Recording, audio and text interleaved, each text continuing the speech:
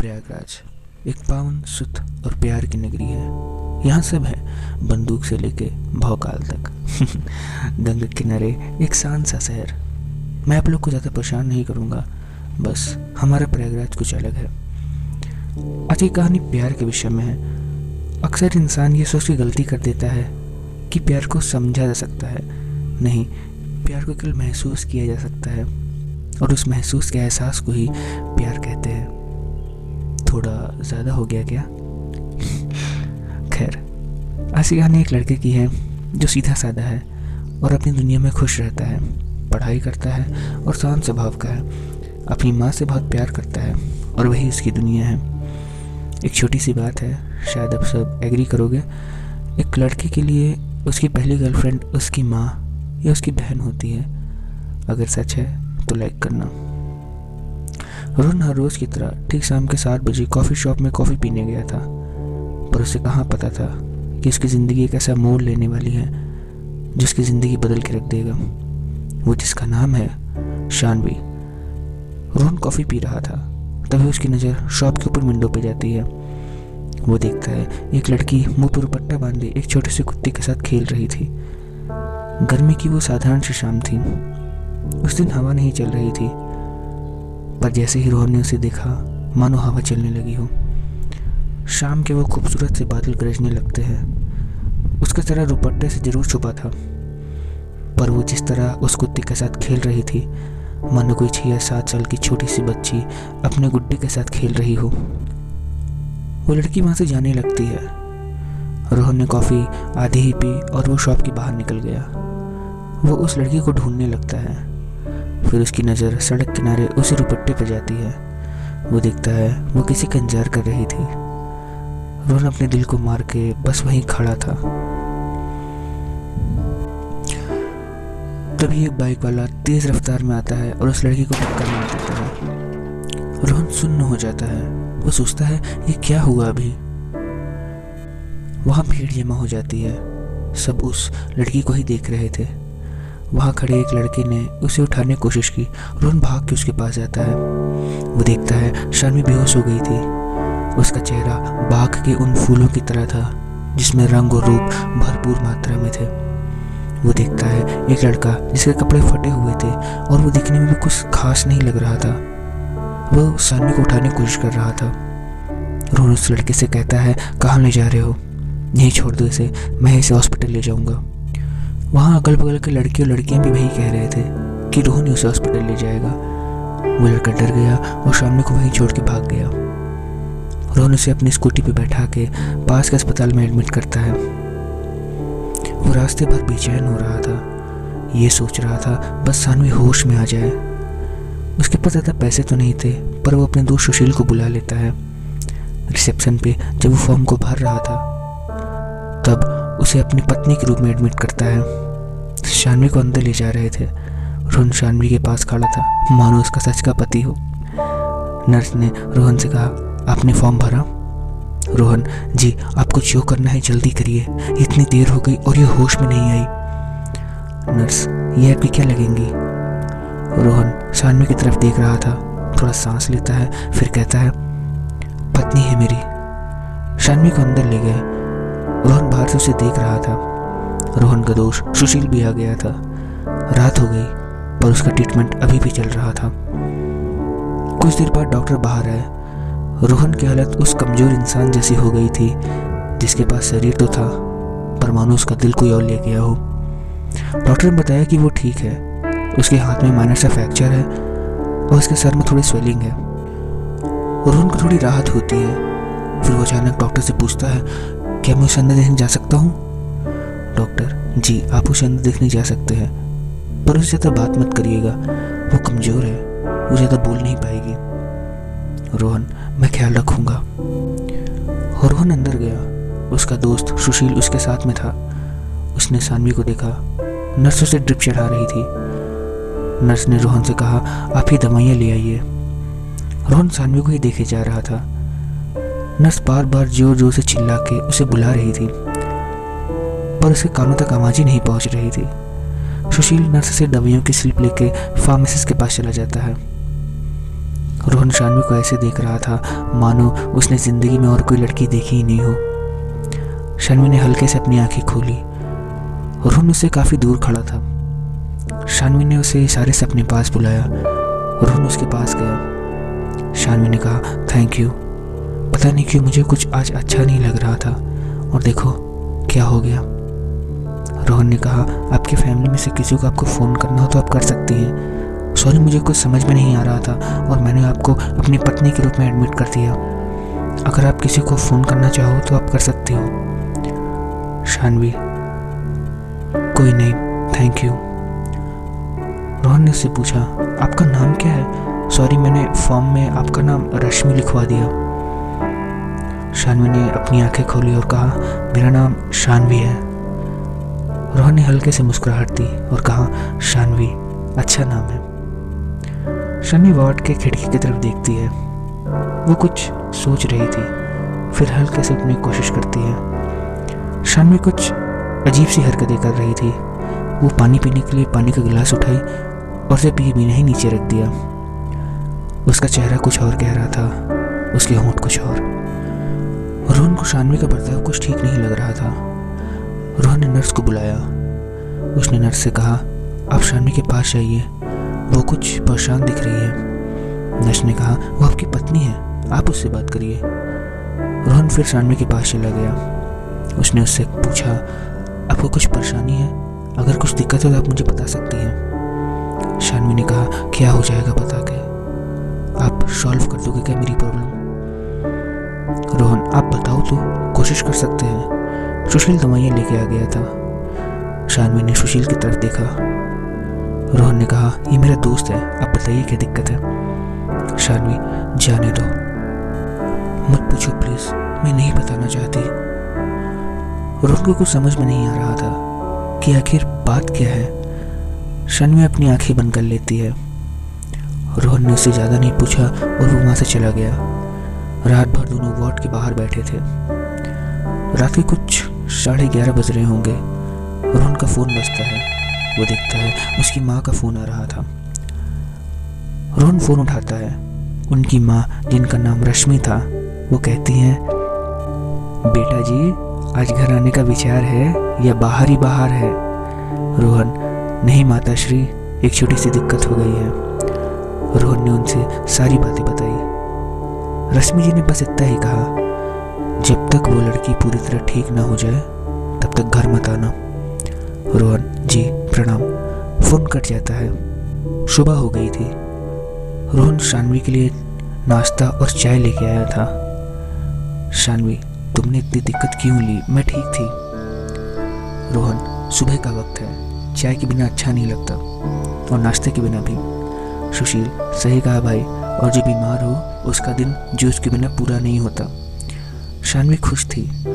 रोहन भी उसे खुश देख के खुश हो रहा था। तीनों मिलकर नाश्ता करते हैं। शानवी काफ़ी ठीक लग रही थी। रोहन भी खुश था। दोपहर के 1 बज रहे थे। शानवी फिर से कुछ परेशान दिख रही थी। उसकी आंखें, उसकी भावें बार बार कुछ बातों को ही खोज रहे थे। रोहन ने सोचा कि वो पूछे कि ना पूछे। फिर उसने शानवी को परेशान देखा, उससे रहा नहीं गया। रोहन, शानवी, तुम्हें मुझे बताना ही होगा कि क्या परेशानी है, प्लीज़। शानवी, रोहन, मैं नहीं बता सकती। और क्या हो जाएगा बता के? रोहन, प्लीज़, तुम्हें परेशान देखे मुझे बिल्कुल अच्छा नहीं लग रहा। शानवी ने गुस्से से बोला, मुझे 2 लाख रुपए चाहिए, दे सकते हो? रोहन और सुशील दोनों शॉक हो गए। सुशील ने कहा, 2 लाख? रोहन ने कहा, इतने पैसे क्यों चाहिए? घर में कोई दिक्कत है? शानवी ने कहा, नहीं, मुझे अपने लिए चाहिए, छोड़ो, जाने दो, कोई मेरी मदद नहीं कर सकता। शानवी ने पास ही रखे कागज़ को उठाया और कहा, ये लो, इस नंबर पर फ़ोन कर दो और तुम्हें परेशान होने की कोई ज़रूरत नहीं, मैं ठीक हूँ। तुमने जितनी मेरी मदद की उसके लिए थैंक यू। शानवी की आंखों में आंसू थे और उन्हें उसे प्यार और दया भरी नज़रों से देख रहा था। सुशील कैलकुलेट कर रहा था कि 2 लाख में कितने ज़ीरो होते हैं। आखिर वो 10वीं फेल था पर दिल का अच्छा था। नर्स ने दोनों को बाहर जाने के लिए कहा क्योंकि शानवी की ड्रेसिंग होनी थी। दोनों वार्ड के बाहर निकल गए। रोहन ने सुशील से कहा क्या करे? सुशील ने कहा, भाई मैं क्या बताऊं, तुझे ये पसंद है?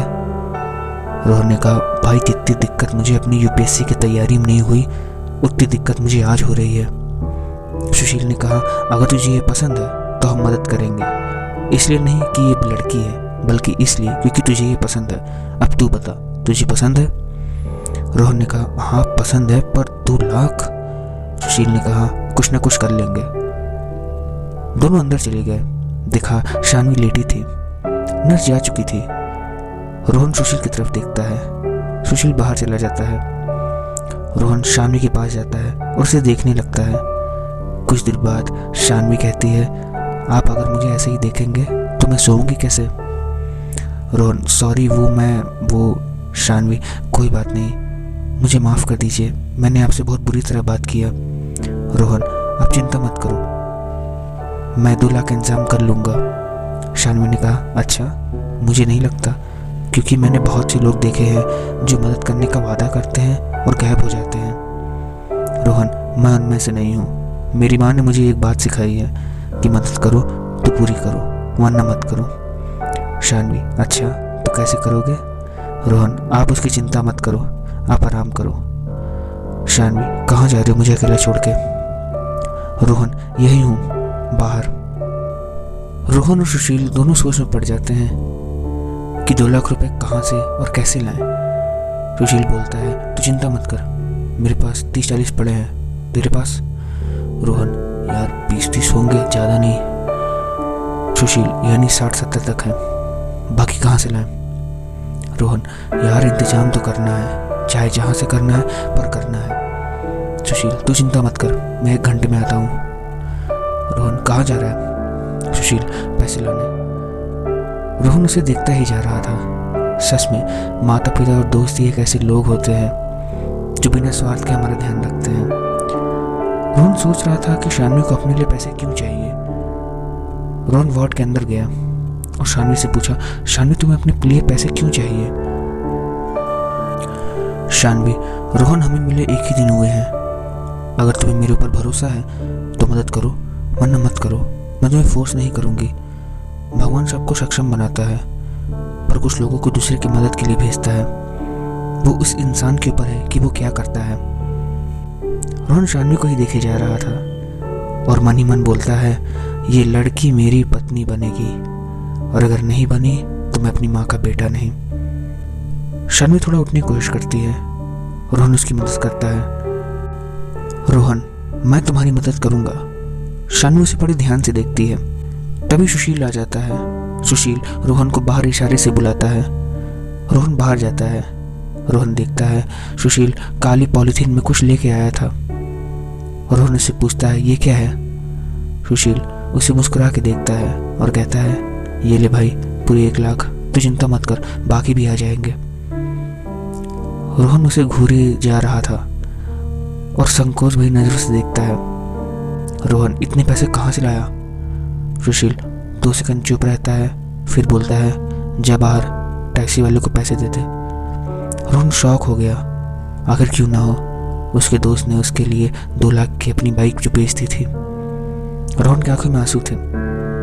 उसे गुस्सा भी आ रहा था और वो कुछ बोल नहीं पा रहा था। सच में दोस्ती बड़ी कमाल की चीज़ होती है। अगर एक बार एक सच्चा दोस्त मिल जाए तो वो ज़िंदगी भर आपका भाई बन के रह जाता है। हमारे घर वाले, स्कूल के टीचर्स हमेशा एक बात कहते हैं कि दोस्ती वोस्ती किसी काम की नहीं होती। उन्हें कौन बताए कि दुनिया में एक दोस्त ही तो होता है जिसे हम अपनी सारी बातें शेयर कर सकते हैं। हाँ, मैं मानता हूँ कि हम अपने परिवार से भी सारी बातें शेयर कर सकते हैं, पर हम नहीं कर पाते। वो क्यों नहीं कर पाते, वो आप बताइए। खैर, अब दोनों वार्ड के बाहर बैठे थे, ये सोच रहे थे कि बाकी के पैसे कहाँ से लाए। तभी रोहन कहता है, हम मामू से बात करें तो? सुशील, भाई पता है ना, मामू को पता चला लड़की का मैटर है तो वो जिंदा गाड़ देगा। रोहन, कोशिश करके देखते हैं ना। रोहन का दोस्त, पर बोलेंगे क्या? रोहन, वहीं चल के देखते हैं। रोहन शानवी के पास जाता है और कहता है, हम 1 घंटे में आते हैं। शानवी, कहाँ जा रहे हो? रोहन, आता हूँ तो बताता हूँ। रोहन वार्ड के बाहर निकल जाता है। शानवी उसे देखे जा रही थी। रोहन और सुशील दोनों प्रयागराज के मशहूर बिल्डर मामू उर्फ गजेंद्र त्रिपाठी के पास जाते हैं। गजेंद्र लड़कियों से बहुत चिढ़ता था, उसके बारे में हम किसी और दिन बात करेंगे। रोहन उसका भांजे लगेगा। रोहन मामू के पास जाता है। मामू सिगरेट का कस लेते हुए रोहन की तरफ देखते हैं। रोहन, मामू छोटा सा काम था। मामू सिगरेट की राख को वहीं डेस्क पे गिराते हैं और कहते हैं, क्या बात है, आज पहली बार तुझे अपने मामू की याद आई, क्या हुआ? रोहन, मामू कुछ पैसों की ज़रूरत थी। मामू, किस लिए, क्या हुआ, घर में सब ठीक है ना? रोहन, हाँ सब ठीक है, मुझे अपने लिए चाहिए। मामू, कितना? रोहन, 1 लाख। मामू हंसते हुए कहते हैं, तू जानता है ना, लड़की के मैटर में मैं कुछ नहीं करता, और तू पहली बार मुझसे पैसे मांग रहा है। याद रख, अगर मुझे पता चला कि लड़की का मैटर है तो मुझसे बुरा कोई नहीं होगा बेटा। रोहन, जानता हूँ मामू, आप भरोसा रखो, मैं जो करूँगा सही करूँगा। मामू, राशिद पैसे ला। मामू से 1.5 लाख रुपए देते हैं और कहते हैं, ये ले, खुश रह, कभी भी कोई भी दिक्कत हो एक फ़ोन कर देना, तेरा मामू तेरे लिए पूरे शहर को कदमों में रख देगा। रोहन, जानता हूँ मामू, प्रणाम। रोहन वहाँ से निकल जाता है। रोहन और सुशील वापस हॉस्पिटल जाते हैं। वो दोनों वार्ड के अंदर जाते हैं और देखते हैं शानवी सोई हुई थी। रोहन उसे हल्के से उठाने की कोशिश करता है। शानवी उठती है, देखती है रोहन उसके बगल बैठा था। रोहन, हम पैसे लेके आ गए, अब तुम बताओ तुम्हें पैसे क्यों चाहिए थे? शानवी हल्के से सांस लेती है और बोलती है, तुम्हें पता है कल जहाँ मेरा एक्सीडेंट हुआ वहाँ एक अनाथालय था? रोहन, हाँ मुझे पता है। शानवी, मैं वहीं रहती हूँ और एक अनाथ हूँ। रोहन शॉक हो गया। शानवी, एक बिल्डर ने वहाँ की जीने हेल्प ली थी। उसने कहा 2 दिन में अगर 2 लाख रुपए नहीं दिए तो वो अनाथालय को कब्जे में ले लेगा। मुझे कुछ समझ में नहीं आ रहा था रोहन, और मेरे लिए अनाथालय सब कुछ है। मैं क्या करती, मैं किसी और से मदद भी नहीं मांग सकती थी। इतना कहते ही शानवी रोने लगती है। रोहन उसे चुप कराता है। शानवी अपने आंसू को पोंछ के कहती है, तुमने मेरे लिए इतना सब कुछ क्यों किया रोहन? रोहन, उस बिल्डर का नाम क्या है? रोहन, उस बिल्डर का नाम क्या है? शानवी थोड़ा सांस लेती है, फिर कहती है, गजेंद्र त्रिपाठी। जिंदगी भी बड़ी अजीब है, हम जिस चीज़ से भागते हैं वो घूम फिर के हमारे पास आ ही जाती है। रोहन और सुशील दोनों शॉक हो गए थे। रोहन ने ज़्यादा नहीं सोचा और उसे पैसे दे दिए।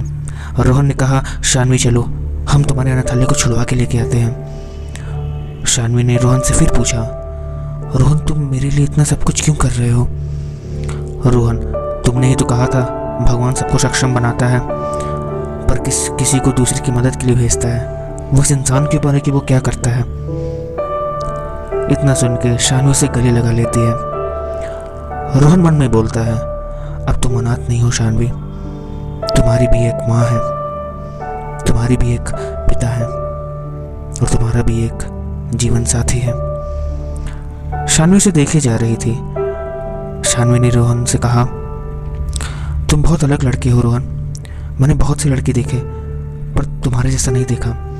तुम हिफाजत करते हो बिना स्वार्थ के, तुम ख्याल रखते हो। रोहन मन में बोलता है, स्वार्थ तो है शानवी, तुम मेरी होने वाली पत्नी जो हो। तीनों हॉस्पिटल से बाहर निकल जाते हैं और रोहन उसे अनाथालय ले जाता है। शानवी उसे अपने रूम में ले जाती है। रोहन शानवी से कहता है, तुम यहीं रुको, मैं उस बिल्डर से अनाथालय का कागज लेके आता हूँ। शानवी, तुम जानते हो वो कौन है? रोहन, हाँ मैं जानता हूँ, तुम चिंता मत करो, मैं हूँ ना। शानवी उसे गले लगा लेती है। उसकी आंखों में हल्के आंसू थे जो बयां कर रहे थे कि वो भी प्यार में डूब चुकी है। शानवी फिर कहती है, मत जाओ रोहन प्लीज़, मुझे कुछ ठीक नहीं लग रहा। रोहन उसे चुप कराता है। सुशील रोहन से कहता है, भाई चल। रोहन जाने लगता है। शानवी उसे फिर से रुकने के लिए कहती है। रोहन, मैं 1 घंटे में आता हूँ। रोहन और सुशील दोनों निकल जाते हैं। रोहन मामू के पास जाता है और कहता है, मामू ये आपने अच्छा नहीं किया, आपने उस अनाथालय को कब्जे में क्यों लिया? मामू उसे गुस्से से देखते हैं और कहते हैं, शानवी है ना? मैंने कहा था कि लड़की का मैटर रहेगा तो मुझसे बुरा कोई नहीं होगा रोहन। रोहन, हाँ शानवी, पर मैं उस लड़की के लिए नहीं आया, मैं अनाथालय के लिए आया हूँ। ये लीजिए 2 लाख और ज़मीन के कागज़ वापस कर दीजिए। मामू हंसते हुए कहते हैं, मेरे ही पैसे मुझे ही दे रहा है। रोहन अपने घुटनों पर बैठकर मामू से कहता है, मामू छोड़ दो, मैं उस लड़की से प्यार करता हूँ और उसके लिए अनाथालय ही सब कुछ है, और यहाँ से कागज़ जाएगा तो जरूर, चाहे मैं जिंदा रहूँ या ना रहूँ। मामू से गौर से देखते हैं और पीछे रखे बैग में से पेपर निकाल के दे देते हैं। रोहन हैरान था, वो पेपर को देखता है, वो देखता है पेपर अनाथालय के थे। सुशील पेपर को उठा के अपने पास रख लेता है। मामू को एक आदमी कहता है, क्या भाई, आप तो लड़की के मैटर में नहीं पड़ते, फिर आज हार कैसे मान ली? मामू, बेटा मैं लड़की के लिए हार नहीं माना, मैंने तो इसकी आंखों में जो प्यार है वो देख के झुका हूँ। जिंदगी भर मैं प्यार से भागता रहा, लेकिन आज मुझे इस लड़के ने सिखाया कि प्यार का सही मतलब क्या होता है, कि आप बिना स्वार्थ के भी किसी का ख्याल रख सकते हैं। इसमें इसका क्या स्वार्थ? बिना स्वार्थ के ये उस लड़की की मदद कर रहा है, ये जानते हुए भी कि मैं कितना लड़कियों से चिढ़ता हूँ, तब भी अपनी जान जोखिम में डाल के ये मेरे पास बात करने आया। ये मेरा भांजा है। मुझे प्यार से कोई दिक्कत नहीं, मुझे दिक्कत तो कुछ लोगों की सोच से थी। रोहन मामू के पास जाता है और उन्हें गले लगा लेता है। मामू जा और ये पैसे भी ले जा। रोहन जाने लगता है, तभी मामू पीछे से उसे बुलाते हैं। रोहन पीछे मुड़ता है, वो देखता है मामू एक अंगूठी लेके आते हैं। मामू इसे ले जा और उसे पहना देना। रोहन, जी। रोहन और सुशील वापस अनाथालय जाते हैं। शानवी अनाथालय के गेट के पास ही खड़ी होकर उसका इंतजार कर रही थी। शानवी उसे बाहर से देख के दौड़ के उसके पास आती है और उसे गले लगा लेती है। और रोहन उससे कहता है, अनाथालय का ओनर कहाँ है? पीछे से एक बूढ़ा आदमी आता है और कहता है, मैं हूँ, बताइए। शानवी उनसे कहती है, यही हैं जो हमारे अनाथालय को छुड़वा के लेके आए। और उन्होंने पेपर वापस कर देता है। शानवी उससे कहती है, पर गजनंद त्रिपाठी का क्या? रोहन, उसकी चिंता मत करो। शानवी को तसल्ली होती है। रोहन उसे पुकारता है। शानवी पीछे मुड़ती है, दिखती है रोहन घुटने पर बैठ के हाथ में अंगूठी लिया था। शानवी रोने लगती है। अनाथालय के सारे बच्चे एक्सेप्टर एक्सेप्टर चिल्ला रहे थे। शानवी यस कहती है और रोने लगती है। रोहन उसे अंगूठी पहनाता है। रोहन शानवी को अपने घर ले जाता है। रश्मि जी गेट खोलती हैं और देखती हैं रोहन शानवी का हाथ थामे खड़ा था। रश्मि जी बस इतना ही कहती हैं, बेटा मैंने तो सिर्फ इतना कहा था कि ये ठीक हो जाए तो घर आना, तू तो मेरी बहू ले आया।